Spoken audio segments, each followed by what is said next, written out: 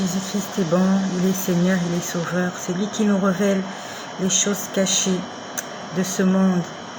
Il est notre Père. Il est écrit, mon peuple meurt parce qu'il manque la connaissance. Et le Seigneur est en train de nous donner la connaissance de tout ce qui se passe autour de nous, de tout dans les ruelles, dans les avenues, des choses que nous ne voyons pas, des choses pour lesquelles nous n'avons aucune conscience. Mais Dieu est en train de nous révéler ces choses-là. Et je rends grâce au Seigneur pour ces révélations qui font du bien à beaucoup de personnes, pour ces révélations qui délivrent des gens, pour ces révélations qui sauvent des vies. Sois béni, toi qui m'écoutes, toi qui me suis, et toi qui as décidé de t'accrocher et de t'attacher à Jésus-Christ jusqu'à ton dernier souffle. Jésus-Christ est la solution à tous les problèmes, à tous les problèmes. Qu'importe le problème, qu'importe son nom, qu'importe son origine, il y a une solution.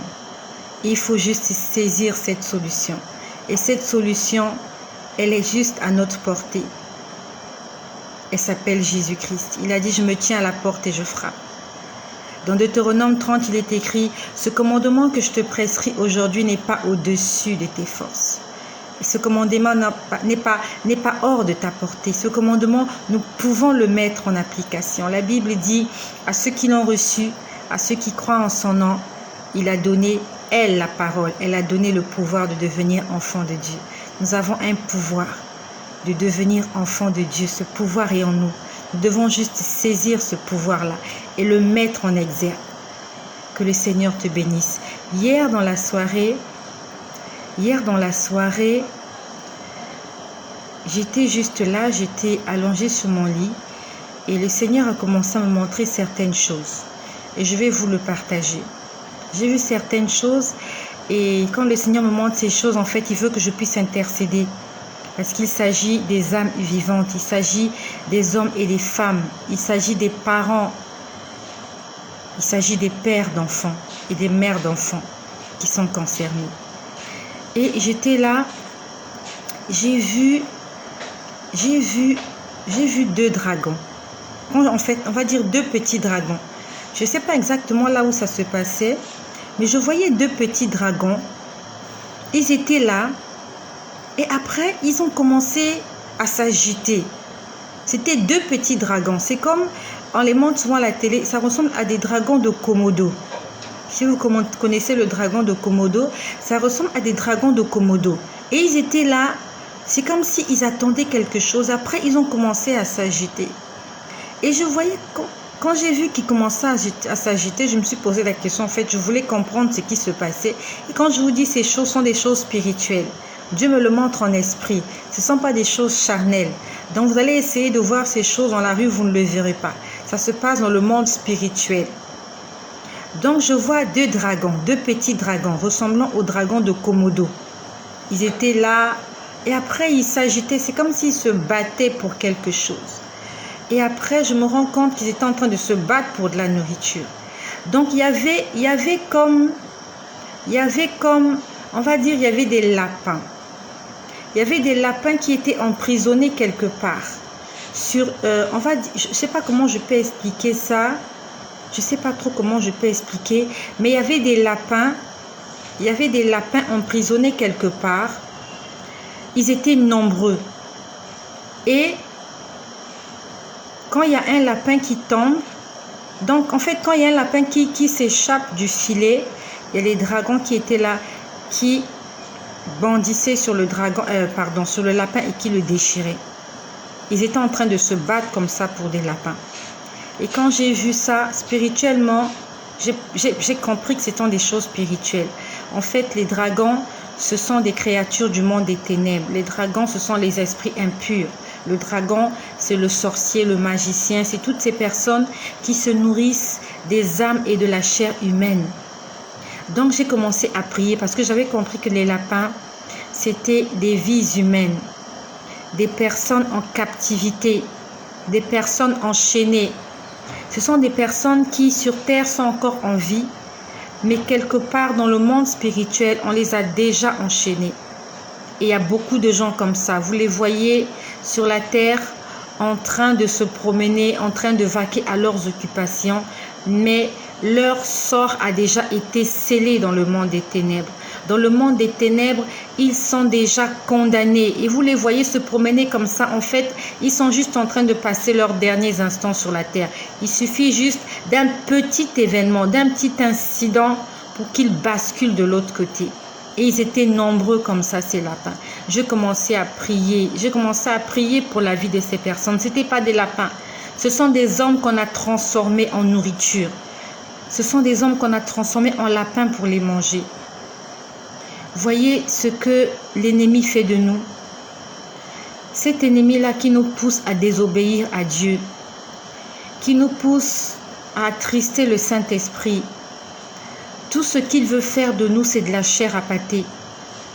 Tout ce que le monde va te proposer, tout ce que le diable va te proposer, tout ce que l'ennemi va te proposer, ça sera pour te détruire, pour te tuer, pour te voler ton âme. Tout ce que le monde nous propose, ça ne nous rapporte rien de positif, si ce n'est que nous perdre. La Bible nous dit, celui qui se fait ami du monde se fait ennemi de Dieu. Celui qui se fait ami du monde se fait ennemi de Dieu. Si tu te mets à aimer les choses de cette terre plus que Dieu, alors Dieu n'est pas ton ami. Donc ces lapins étaient là, je les voyais bouger, toujours en vie. Et je prie que ce lapin ne soit pas toi qui m'écoutes, que tu ne sois pas un lapin quelque part enchaîné dans un filet. Ils étaient dans un filet, même pas dans une cage. C'était un filet. Et je sentais comment le filet pesait, ça pendait. Et j'ai vu un lapin tomber et ils sont bondis sur le lapin. J'ai commencé à prier, j'ai dit Seigneur, ce sont des vies humaines. J'ai commencé à prier, j'ai commencé à dire au nom de Jésus, je détruis toutes les activités négatives parce que ces lapins-là, ça peut être un membre de ma famille. Ça peut être mon père, ça peut être ma mère, ça peut être mon mari, ça peut être ta femme, ça peut être tes enfants qui sont enchaînés. Il faut que nous puissions nous lever dans la prière, non seulement nous lever dans la prière, mais aussi vivre dans la crainte et dans l'obéissance à Dieu. J'ai commencé à prier au nom de Jésus pour le salut de ces gens qui étaient emprisonnés. Et j'ai prié, j'ai dit au nom de Jésus 3 fois. Et quand j'ai dit au nom de Jésus, je pouvais entendre comme un bruit, boum. Je sais pas qu'est-ce qui se passait, mais quand je disais au nom de Jésus, j'entendais boum.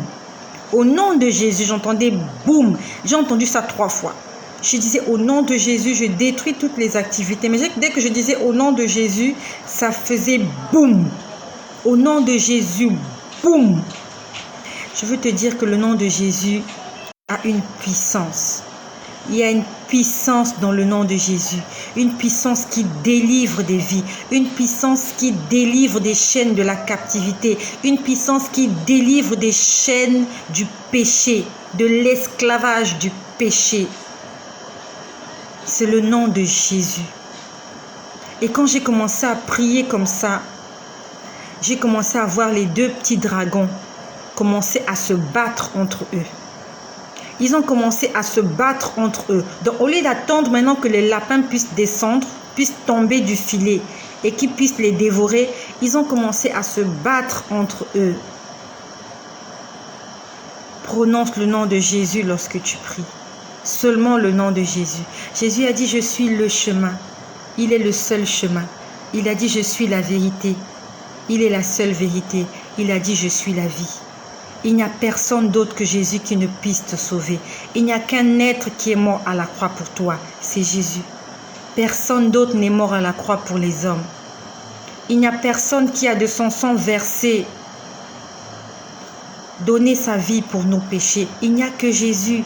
Il n'y a personne d'autre. Qui qu'il soit, quels que soient les miracles qu'il a accomplis sur la terre, il n'y a qu'un seul.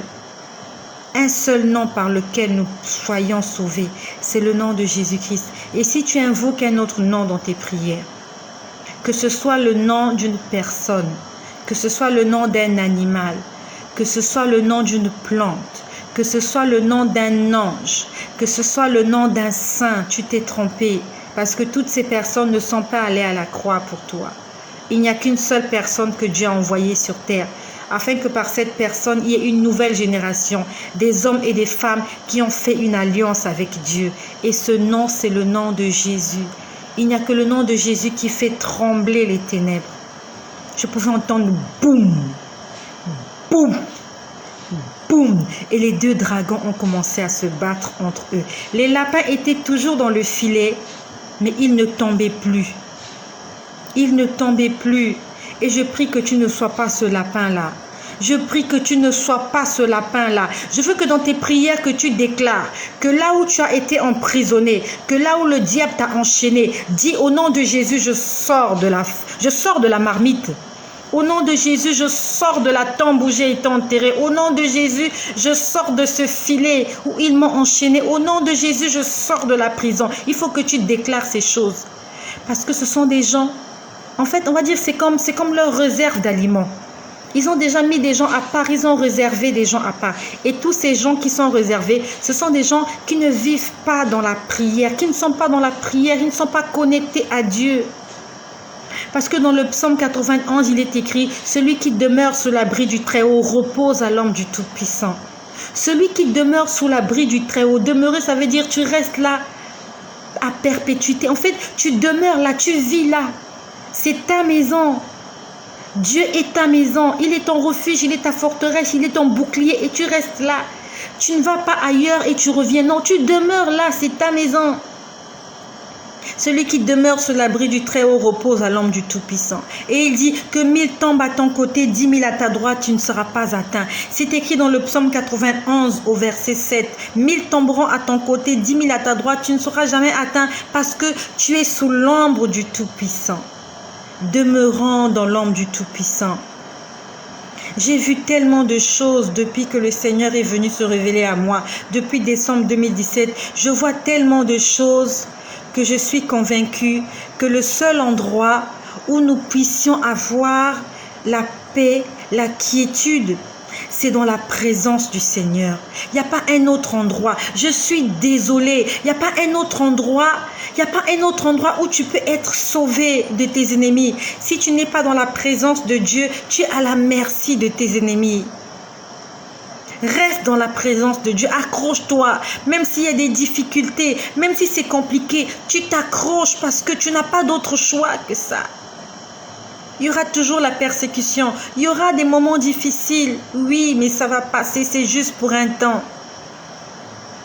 Puis après, j'ai vu un grand mur, un très grand mur. Je ne sais pas combien de mètres mesure ce mur-là. C'était un très grand mur. J'avais l'impression que c'était un mur métallique parce qu'il était de couleur grisâtre. Et j'ai vu qu'on a poussé quelqu'un contre ce mur-là. Et quand on a poussé la personne, on était en train de l'arroser. On l'a arrosé avec du pétrole. On a arrosé cette personne avec du pétrole. Et pendant qu'on l'arrosait avec du pétrole, je voyais comment son corps, vous voyez, quand il y a des marées noires. La marée noire, en fait, c'est quand il y a ces grands navires, ces pétroliers-là. Je crois qu'ils font des accidents ou quoi. Après, ils déversent le pétrole dans l'océan. Et vous voyez quand on montre à la télé comment les animaux sont touchés par le pétrole, là. Quand vous voyez comment ils sont, en fait, ils meurent. On va dire, ils meurent d'asphyxie. Ils meurent à cause de ce produit toxique. Ils meurent, voilà, de toxicité. Voilà, si je peux dire ça comme ça. Et la personne qu'on arrosait était comme ces animaux-là qui sont piégés dans les eaux marines lorsqu'il y a des marées noires. Le Seigneur m'a dit, regarde tous ces gens-là. En fait, le pétrole, c'était les richesses de ce monde. On était en train de les arroser avec les richesses de ce monde, mais ces richesses-là étaient en train de les tuer. Et ils étaient en face d'un grand mur. Donc en fait, ils ne pouvaient pas aller, ils peuvent pas s'échapper. En face d'eux, il y avait un grand mur. Et derrière eux, il y avait l'arroseur de pétrole. Donc il n'y avait pas d'échappatoire. Et les personnes étaient là, bloquées. Ils ne pouvaient pas continuer parce qu'il y avait le grand mur, c'était un grand mur métallique. Et en face, il y avait l'arrosoir, un tuyau qui les arrosait de pétrole. Ils étaient arrosés de richesses. Ils étaient arrosés des plaisirs de ce monde, de ce que nous aimons sur cette terre. Toi qui m'écoutes, je ne sais pas de quoi tu es arrosé. Est-ce que tu as arrosé des bénédictions de l'Éternel ou alors tu es arrosé des choses de ce monde? Peut-être que ce sont les bijoux en or qui t'arrosent, ça tombe comme ça sur toi et tu es contente. Peut-être que ce sont les vêtements, tu as arrosé de vêtements, tu aimes tellement les vêtements, tu aimes tellement la mode. Peut-être que tu aimes tellement les chaussures, tu aimes les costumes, tu aimes les vêtements de marque, tu aimes les choses qui brillent, tu aimes la vanité. Mais cette vanité va te tuer. Parce que j'ai vu ces personnes être arrosées de richesses de ce monde. Mais ces richesses étaient en train de les tuer. Parce que c'était du pétrole. Le pétrole, c'est toxique. C'était un pétrole brut. Et il n'y avait pas d'endroit, il n'y avait pas d'issue échappatoire. Ils pouvaient aller nulle part. Ni à gauche, ni à droite. Parce qu'ils étaient face à un grand mur. Il y avait du pétrole partout par terre et on les arrosait de pétrole. Et le pétrole était en train de les tuer petit à petit. Le pétrole va nous tuer. L'argent va nous tuer. Les plaisirs de ce monde vont nous tuer. Le péché va nous tuer. Le Seigneur Jésus est en train de parler. Il est en train de te parler à toi. À quoi est accroché ton cœur? La Bible nous dit, là où est ton cœur, là sera ton trésor. Là où est ton cœur, là sera ton trésor. Si ton cœur est attaché aux choses de ce monde, alors ton trésor, c'est tout ce qui est sur cette terre. Ces choses passagères, éphémères. Mais si ton cœur est attaché au ciel, alors ton héritage est en sécurité. Les choses célestes sont des choses éternelles. Les choses célestes sont des choses inaccessibles par le malin. Le diable ne peut pas monter au ciel pour détruire tes richesses. Je vous ai dit, pour ceux qui me suivent, il y a des villes. J'ai vu une ville au ciel, une ville dorée avec des maisons. Et le Seigneur m'a dit, plusieurs d'entre vous, vous avez des richesses ici, mais vous n'en prendrez jamais possession. Parce que lors du partage, vous ne serez pas présents. Où sont tes richesses et où est ton cœur? J'aimerais que tu puisses prendre une décision. Est-ce que tu aimerais continuer à t'attacher aux choses de la terre? Ces choses éphémères. Ce vêtement, il est peut-être beau. Beaucoup vont l'aimer. Mais si je le mets au feu, il va brûler, il va disparaître. Ce n'est que du tissu. C'est que du tissu. Et même de l'or, quand on le met au feu, l'or fond. Tes cheveux, ils sont beaux. Si on les met au feu, les cheveux vont cramer. Nous voyons des personnes qui ont été brûlées, des gens qui ont été calcinés dans le feu. Ils sont méconnaissables. Tout ce qui est sur terre, un jour sera méconnaissable. Une maison, vous la voyez un matin bien bâtie. Dès qu'il y a un tremblement de terre, vous passez par là, la maison est méconnaissable. Lorsqu'il y a des tsunamis, des milliers de voitures sont détruites, des milliers de maisons, des milliers de vies sont détruites. Cette voiture-là, tu passais par là, tu l'admirais. Après un tsunami, après un tremblement de terre, quand on va t'offrir la même voiture, tu ne vas pas la prendre parce qu'elle sera cabossée. Et nous mourrons pour ces choses-là. Nous mourrons pour des tôles. La voiture, c'est un amas de tôles. On a pris de la tôle, on lui a donné une belle forme. On l'a bien lissé et on a mis de la peinture. C'est ça une voiture. Un vêtement, c'est un tissu qu'on a coloré et on a mis juste des petits accessoires pour le rendre beau. Et les gens sont prêts à mourir pour ça, pour un vêtement. Et si tu le jettes au feu, il va brûler. Il va brûler le vêtement. La chaussure que tu aimes là, tu es prête à donner ta vie, à sacrifier ton âme pour cette chaussure. Cette chaussure-là, elle va s'user. Tes cheveux, tes vrais cheveux, tes mèches, tes perruques, si on les met au feu, même si on ne les met pas au feu, si on les met juste à côté d'une source de chaleur, juste à côté, les mèches que nous avons, on n'a même pas besoin de les mettre au feu pour qu'ils brûlent, juste à côté d'une chaleur. Vous allez voir, passe-le seulement même à côté d'un fer à repasser. Tu verras comment ça va. c'est de la vanité. Et on dépense de l'argent pour ça. Alors qu'il y a des gens qui ont faim. Il y a des gens qui n'ont rien à manger. Il y a des gens qui ont besoin de médicaments à l'hôpital. Nous nous dépensons pour des choses de ce monde. Prenons-le, offrons-le aux pauvres, afin que nous ayons des richesses au ciel. Je n'ai pas dit qu'il ne faut pas se faire belle. Ce n'est pas ce que j'ai dit. Tu as le droit de te faire belle, tu as le droit de te faire beau, mais pas au point de perdre ton âme, pas au point d'attrister le Saint-Esprit, pas au point de faire de ces choses, on va dire, l'essentiel de ta vie. Quand tu dors, tu rêves des vêtements, tu dors, tu rêves du make-up, tu dors, tu rêves des chaussures, tu rêves des montres, tu rêves des voitures, tu rêves des jets privés. Sortons du milieu d'eux. Et pour terminer, le Seigneur m'a montré 2 personnes. Ça s'est passé hier dans la soirée. 2 personnes. Je voyais 2 personnes. Ces personnes-là travaillent.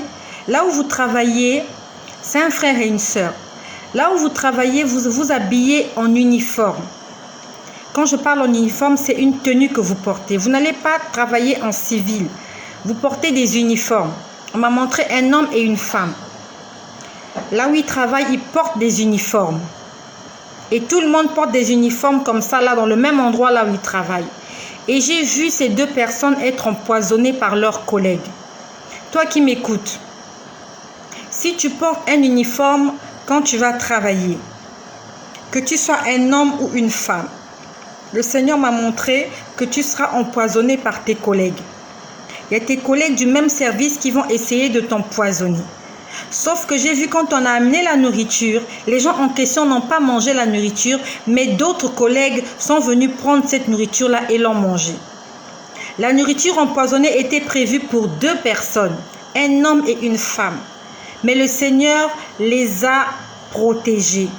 Il a dit, vous buvrez des breuvages mortels, cela ne vous fera aucun mal.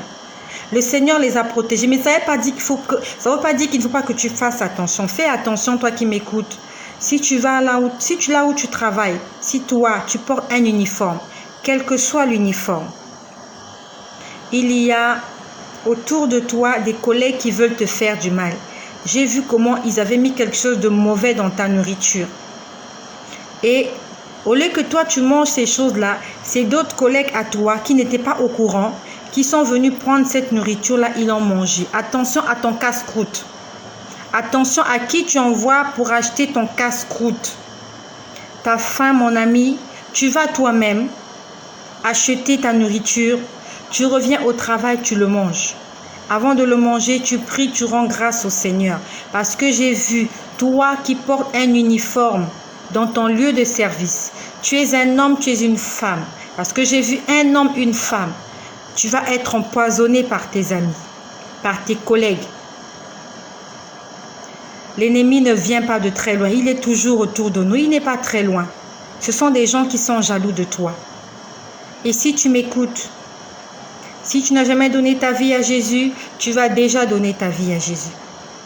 Et si tu n'as pas l'habitude de prier, tu vas commencer à prier. Parce que le Seigneur t'a révélé ce que tes ennemis vont faire de toi. Et toi qui connais quelqu'un qui va travailler, qui porte une tenue, qui porte un uniforme, prie pour cette personne. Ne garde pas ce message pour toi-même. En le partageant, tu vas sauver la vie de quelqu'un. Soyons bénis. Entrez dans nous. Prions les uns pour les autres.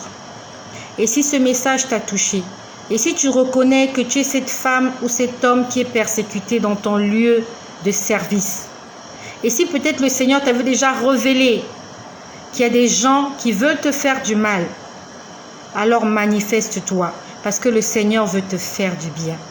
Ne garde pas ce message pour toi-même. Ne soyons pas égoïstes. La parole de Dieu est accessible. Elle doit être accessible à tout le monde. Soyez bénis chez vous. Soyez richement bénis chez vous. Et que le Dieu qui a commencé cette œuvre la continue et l'achève dans la vie de chaque personne. Au nom puissant de